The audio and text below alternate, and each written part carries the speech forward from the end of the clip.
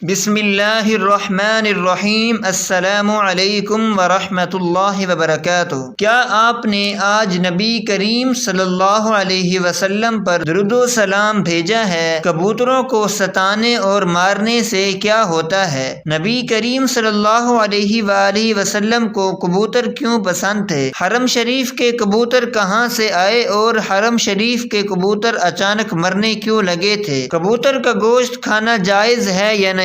خواب میں کبوتر دیکھنے کی تعبیر کیا ہوگی؟ آج کی ہماری ویڈیو کا موضوع یہی ہوگا اور ہم کبوتر کے حوالے سے انتہائی دلچسپ معلومات آپ کے ساتھ شیئر کرنے جا رہے ہیں۔ محترم ناظرین، کبوتر ایک ایسا خوبصورت اور دلکش پرندہ ہے جو ہر کسی کے دل کو لبھاتا ہے۔ دیکھنے میں بہت معصوم نظر آتا ہے، اسی لیے یہ پرندہ گھروں میں پالا جاتا ہے۔ اس کے علاوہ اکثر مزاروں پر بھی موجود رہتا ہے۔ تفسیر روح البیان میں لکھا ہے کہ جب اللہ کے پیغمبر حضرت نوح علیہ السلام کی کشتی جودی پہاڑ پر ٹھہری تو اللہ کے پیغمبر نے پرندوں میں سے کوے کو یہ آرڈر پاس کیا کہ جاؤ زمین کا جائزہ لے کر آؤ کہ زمین پر کتنا پانی باقی ہے، یعنی پانی خشک ہوا ہے یا نہیں۔ تو کوا وہاں سے اڑ گیا اور اسے کوئی مردار مل گیا۔ کوا اس مردار کو کھانے میں مشغول ہو گیا اور واپس پلٹ کر نہ آیا۔ اسے اللہ کے پیغمبر کا جو آرڈر تھا وہ بھول گیا تھا۔ اس کے بعد حضرت نوح علیہ السلام نے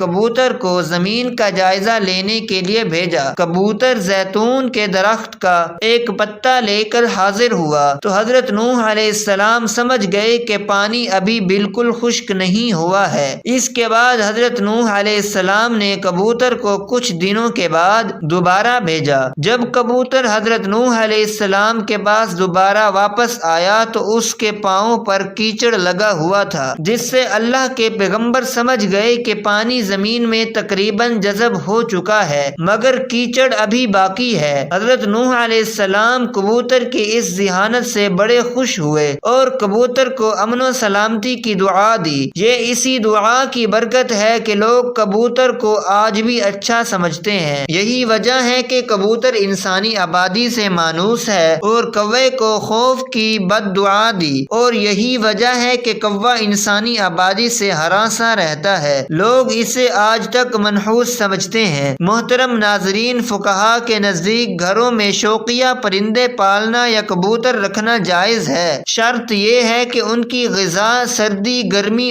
اور بارش سے حفاظت کا انتظام کیا جائے، اور جب اہل خانہ کہیں گھر سے باہر جائیں تو ان کی غذا اور دیکھ بھال کا مناسب انتظام کر کے جائیں۔ پرندوں کو ستانے کے حوالے سے ممانعت ہے۔ ابو داؤد میں حضرت عبداللہ ابن مسعود رضی اللہ تعالی عنہ کی روایت نقل ہے جس میں کبوتر کا ذکر موجود ہے کہ کبوتر اللہ کے پیغمبر امام الانبیاء جناب محمد مصطفیٰ صلی اللہ علیہ وسلم کے سر انور پر منڈلا رہا تھا اور اپنی زبان میں ان سے شکایت کر رہا تھا کہ کسی نے اس کے گھونسلے میں سے انڈے چرا لیے ہیں۔ حضور تاجدار ختم نبوت حضرت محمد صلی اللہ علیہ وسلم نے صحابہ کرام رضوان اللہ تعالی علیہم اجمعین میں اعلان کیا کہ کس نے اس کبوتر کے انڈے اٹھا لیے ہیں۔ ایک صحابی نے انڈا اٹھانا قبول کیا تو آپ صلی اللہ علیہ وسلم نے حکم دیا کہ انڈے گھونسلے میں واپس رکھ دیے جائیں۔ اس روایت سے معلوم ہوا کہ پرندوں کو ستانا ناجائز ہے، اور پرندوں کو ستانے سے اس لیے روکا گیا ہے کہ پرندوں کی بد دعا لگتی ہے، کیونکہ کبوتر بھی ان پرندوں میں شامل ہے جو انبیاء کا پسندیدہ رہا ہے۔ اس لیے اگر کبوتروں کو ستایا جائے تو کبوتر بھی بد دعا دے سکتا ہے، لہذا کبوتر کو ستانے سے اجتناب کرنا چاہیے۔ محترم ناظرین، مکہ مکرمہ تو آپ گئے ہوں گے یا آپ نے ویڈیوز میں دیکھا ہوگا کہ مسجد حرام کے اطراف میں لوگ بڑی تعداد میں ثواب کی نیت سے کبوتروں کو گندم ڈالتے ہوئے نظر آتے ہیں۔ جیسے ہی اس مقدس سرزمین پر اپنے پاؤں رکھتے ہیں تو کبوتر کے جھنڈ لوگوں کا استقبال کرتے ہوئے نظر آتے ہیں۔ نیلے یا سبز مائل پروں والے یہ کبوتر خصوصی اہمیت کے حامل ہوتے ہیں، اس لیے احرام کی حالت میں یا اس کے بغیر بھی کسی طور پر بھی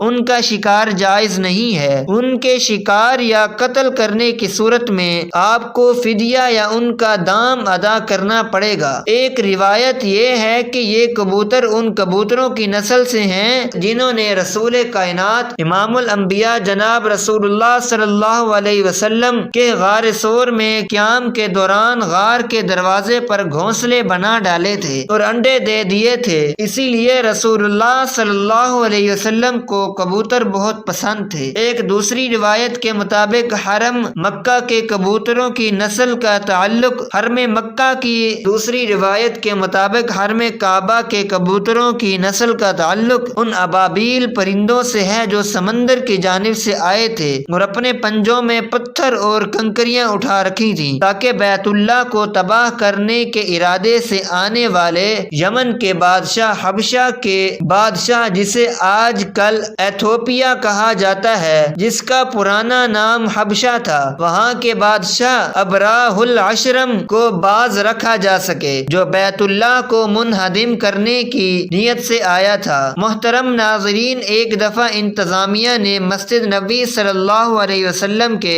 حرم انور کو صاف ستھرا رکھنے کے لیے فیصلہ کیا کہ حرم شریف میں کبوتروں کو دانہ بالکل نہ ڈالا جائے، اس طرح کبوتر دانوں کی تلاش میں دوسری جگہ پر منتقل ہو جائیں گے۔ اس حکم پر عمل کیا گیا اور کئی دنوں تک دانہ نہ ڈالا گیا، مگر کبوتروں کی گنبد خضرا سے محبت کا یہ عالم تھا کہ بھوک سے مر رہے تھے، مگر آستانہ محبوب صلی اللہ علیہ وسلم چھوڑنے کے لیے تیار نہیں تھے۔ اسی بات پر کمنٹ سیکشن میں لکھیں سبحان اللہ۔ اہل مدینہ نے اپنی آنکھوں سے عشق محبت سے بھرا منظر دیکھا، پھر دنیا میں یہ بات شہرت پکڑ گئی اور لوگوں نے حکومت سے اس کے بعد درخواست کی کہ کبوتروں کو دانہ ڈالنے کی اجازت دی جائے، پھر حکومت نے دوبارہ حسب سابق کبوتروں کو دانہ ڈالنا شروع کر دیا۔ آپ کو بتاتے چلیں کہ کبوتروں کی بیٹ پاک ہوتی ہے اور چادر کے جس حصے پر لگی ہو اسی حصے کو دھو لیں، باقی چادر دھونے کی ضرورت نہیں ہے۔ ان کا گوشت کھانا بھی جائز اور حلال ہے۔ خواب میں کبوتر دیکھ لیا تو اس کی تعبیر کیا ہے؟ اس کی تعبیر امین، صادق، سچے دوست اور باوفا محبوب سے دی جاتی ہے۔ بسا اوقات خواب میں کبوتر کا نظر آنا ایسی بابرکت اور حسین و جمیل عورت کی طرف اشارہ ہوتا ہے جو کہ اپنے شوہر کے علاوہ کسی اور کی خواہش مند نہ ہو۔ اگر خواب میں کبوتر کسی مریض کے سر پر بیٹھا ہوا دکھائی دے تو اس کی تعبیر مریض کی موت سے بھی دی جاتی ہے۔ امید ہے کہ آج کی یہ معلوماتی ویڈیو آپ کو ضرور پسند آئی ہوگی۔